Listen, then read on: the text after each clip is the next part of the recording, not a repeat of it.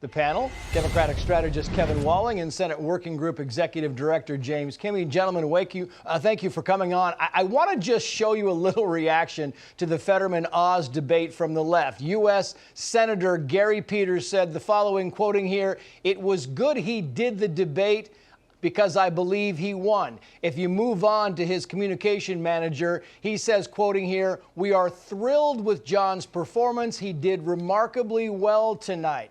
The Democrats remind me, James, of this guy 20 years ago. They called him Baghdad Bob. Remember him? Look at this. They are not near Baghdad. Don't believe them. Don't believe them. As they were crashing in and pulling down the statue, Baghdad Bob would get up there and say they're not believing. The Democrats, James, have really kind of become this whole this comedy thing of no, it was great. Trust us, it was great. Yeah, Trace, the reality, they set the bar so low going into Tuesday's debate.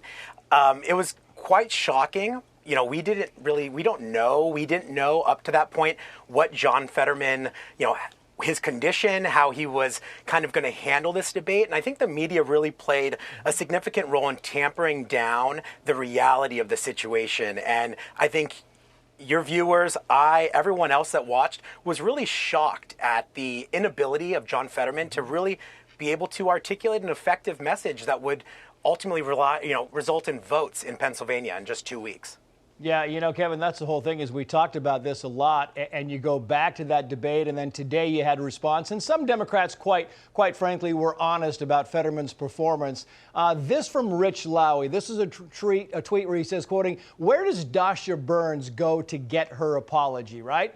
And Glenn Greenwald tweets, quoting, "Anyone who watched any part of the debate between Fetterman and Oz knows exactly what happened, whether they're willing to admit it or not, and people should read this thread and remember what was done to Dasha Burns to immediately see why people hate and distrust the media." That, of course, is the NBC correspondent who was trying to be honest to say, listen, he was having trouble communicating. And they went after her, Kevin. Well, Trace, number one, I think for the viewers at home, if you had Baghdad Bob on your bingo card tonight for Fox News at Night, take a drink, number one. But number two, listen, it was a tough night for John Fetterman. No question about it. I'm the Democrat on your panel. It's never easy watching someone who has suffered from a stroke come back in the public life and public light. And to see him struggle was certainly troubling at certain moments. But listen, the Pennsylvanians watching that debate are going to go to the polls in just 13 days from now. Mm-hmm. We're seeing record numbers in terms of the early vote in the Commonwealth. About 640,000 Pennsylvanians have already voted. Numbers are up for Democrats over 2020 and 2018. So certainly John Fetterman's message is resonating with those early voters, as is the governor's campaign as well, in terms of the attorney general. So this is going to be a heated race, no question about it.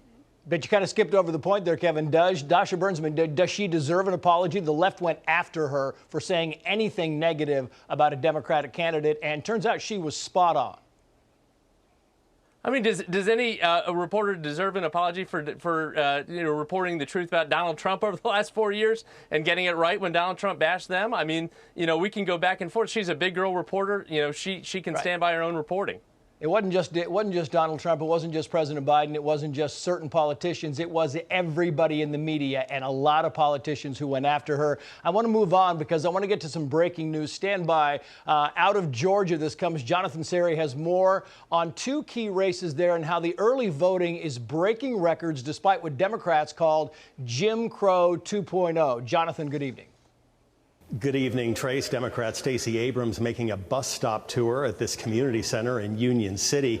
In a state where elections are now won by single-digit margins, the campaigns are red hot. Republicans say SB 202, Georgia's revised voting law, is not discriminatory and facilitated record turnout in this midterm, with more than 1 million early ballots already cast. Analysts say with a polarized electorate, controversies surrounding individual campaigns may have less impact. We are at the stage in the election cycle where mobilization is more important than persuasion. So most voters have already made up their mind. In Georgia, the leading candidate must surpass 50% of the vote in order to avoid a runoff, with the latest polls showing razor-thin margins, especially in the Senate race. A December rematch is a very distinct possibility. Trace? Jonathan, thank you. James, you go back to last year, and Major League Baseball pulled the All-Star game out of Atlanta because what they called these Jim Crow voting laws. It turned out they were dead wrong. I mean, the turnout has been fabulous in the early voting.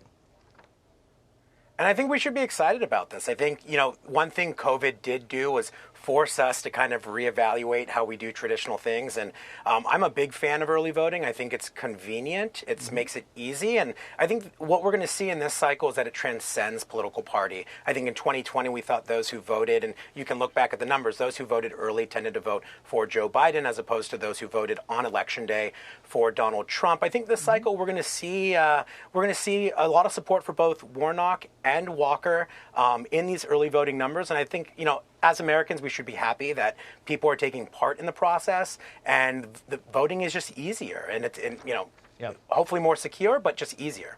I'll give you the last word on this, Kevin. I mean, you look back on what they did and the voting and the Jim Crow and the suppression and stuff. What are your final thoughts on this, the turnout in Georgia? Yeah, turnout is off the charts. I think that's a testament to the organizers on the ground that reacted to the new laws, got people the IDs that they needed, educated those voters on the ground about their options for early vote. I'm with James. I'm a huge fan of early vote. Hopefully more Republicans don't listen to him, because I think that would be problematic for Democrats, because the numbers right now in Georgia not just are off the charts, but off the charts for those likely to be more Democrats in this early vote count. Yeah, well, the vote numbers are way up, despite what Democrats said a year ago. Kevin Walling, James Kimmey, thank you both. We appreciate it.